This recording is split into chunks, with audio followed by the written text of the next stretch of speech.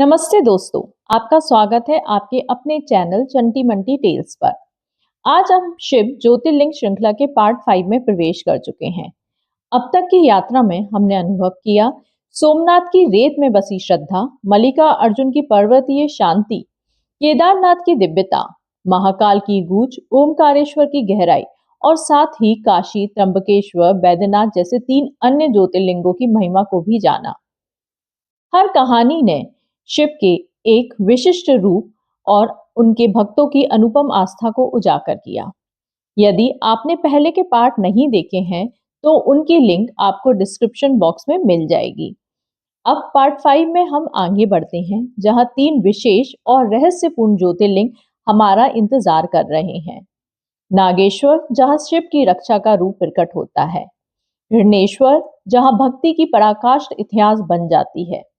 रामेश्वरम, जहां राम की श्रद्धा शिव में विलीन होती है। इस दिव्य अध्याय की शुरुआत करते हैं भक्ति, रहस्य और इतिहास के संगम के साथ। नागेश्वर ज्योतिर्लिंग गुजरात के द्वारका जिले में स्थित है। नागेश्वर शब्द बना है नाग और ईश्वर से। इसका अर्थ है सर्पों के स्वामी। यह भगवान शिव के 12 पवित्र ज्योतिर्लिंगों में से एक है, जो उनके अनंत प्रकाश रूप का प्रतीक है। सौराष्ट्र के तट पर लहरों की गूंज के बीच एक शिव भक्त सुप्रिया अपने छोटे से गांव में भक्ति और सेवा का जीवन जीता था। उसकी आस्था इतनी गहरी थी कि हर सांस ओम नमः ओम नमः शिवाय। शिवाय का जाप ओम नमः करती थी, शिवाय। जैसे उसका हृदय स्वयं शिव का मंदिर हो। एक दिन उस शांत जीवन पर अंधकार छा गया। दारुक नामक राक्षस ने गांव पर हमला किया और सुप्रिया और उसके साथियों को बंदी बना लिया। कैद में भी सुप्रिया ने शिव का स्मरण नहीं छोड़ा। दारुक ने अपने साथी अन्य राक्षसों से कहकर उन्हें डराया, धमकाया, लेकिन सुप्रिया की भक्ति को नहीं तोड़ सके। उसने शिव का स्मरण नहीं छोड़ा, न क्रोध किया, न भय को स्थान दिया। नाग देवता ने स्वयं आके उनकी राक्षसों से रक्षा की। रात्रि के अंधकार में जब दारुक ने उसे मारने का आदेश दिया, तभी सुप्रिया की भक्ति से एक दिव्य प्रकाश फूटा। समुद्र की लहरें थम गई, आकाश कांप उठा और शिव प्रकट हुए।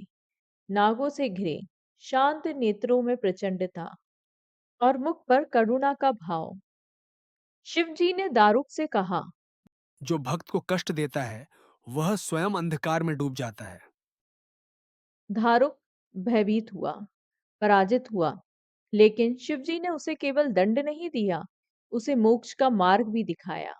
यह शिव जी की करुणा थी, जो अंधकार में भी प्रकाश खोज लेती है। नागेश्वर ज्योतिर्लिंग हमें सिखाता है कि जब संसार हमें तोड़ने की कोशिश करता है, तब भी हमारी भक्ति हमें बचा सकती है। यह ज्योतिर्लिंग केवल शिवजी का प्रतीक नहीं, यह आस्था की रक्षा, करुणा की शक्ति और अटूट विश्वास का जीवंत स्मारक है।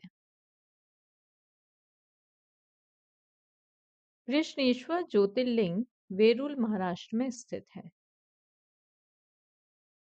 दक्षिण भारत में देवगिरी पर्वत के पास सुधर्मा नामक एक ब्राह्मण रहता था। उसकी पत्नी सुदेहा थी, लेकिन उन्हें कोई संतान नहीं थी। सुदेहा ने अपनी बहन घूष्मा का विवाह सुधर्मा से करवा दिया। घूष्मा भगवान शिव की परम भक्त थी और प्रतिदिन 101 मिट्टी के शिवलिंग बनाकर उनकी पूजा करती थी। शिव की कृपा से घूष्मा को एक पुत्र हुआ, जिससे सुदेहा को ईर्ष्या होने लगी। एक दिन सुदेहा ने घूष्मा के पुत्र की हत्या कर दी और उसके शव को तालाब में फेंक दिया, जहां घूष्मा शिवलिंगों का विसर्जन करती थी। घूष्मा ने पुत्र की मृत्यु पर भी विचलित हुए बिना अपनी पूजा जारी रखी। उसके उसके आंसू, उसकी मौन प्रार्थना और उसका प्रेम शिव तक पहुंचा।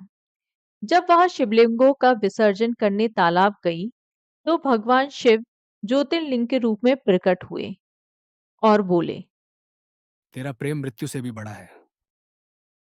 उन्होंने उसके पुत्र को जीवन दान दिया। घूष्मा ने भगवान शिव से उस स्थान पर ज्योतिर्लिंग के रूप में निवास करने की प्रार्थना की और भगवान शिव ने उसकी प्रार्थना स्वीकार कर ली। कृष्णेश्वर ज्योतिर्लिंग सिखाता है कि प्रेम जब निस्वार्थ होता है तो वह चमत्कार करता है। यह ज्योतिर्लिंग हमें करुणा और पुनः आशा का मार्ग दिखाता है। ब्रिटिश काल में एलोरा की गुफाओं का सर्वेक्षण हुआ।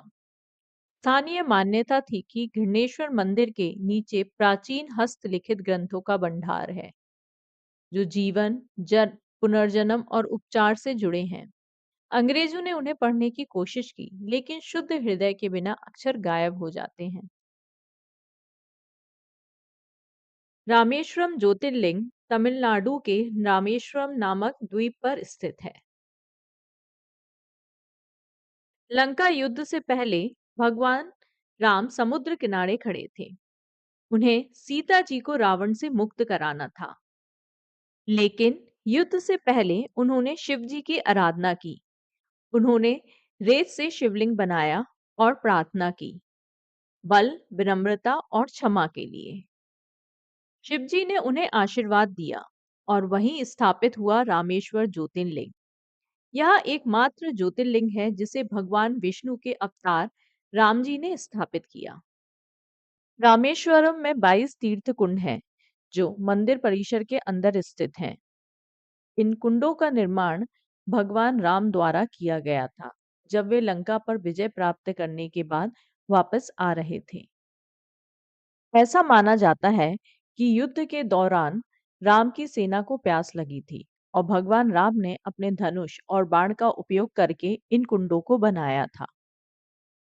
हर कुंड का अपना नाम और महत्व है। कुछ कुंडों के जल में औषधीय गुण बताए जाते हैं, जबकि अन्य को पवित्र माना जाता है और उनमें स्नान करने से पापों से मुक्ति मिलती है। इन 22 कुंडों में स्नान करना रामेश्वर मंदिर में पूजा का एक महत्वपूर्ण हिस्सा माना जाता है। भक्त इन कुंडों में स्नान करके भगवान राम और भगवान शिव का आशीर्वाद प्राप्त करते हैं। 22 तीर्थ कुंडों के नाम इस प्रकार हैं। कोटी,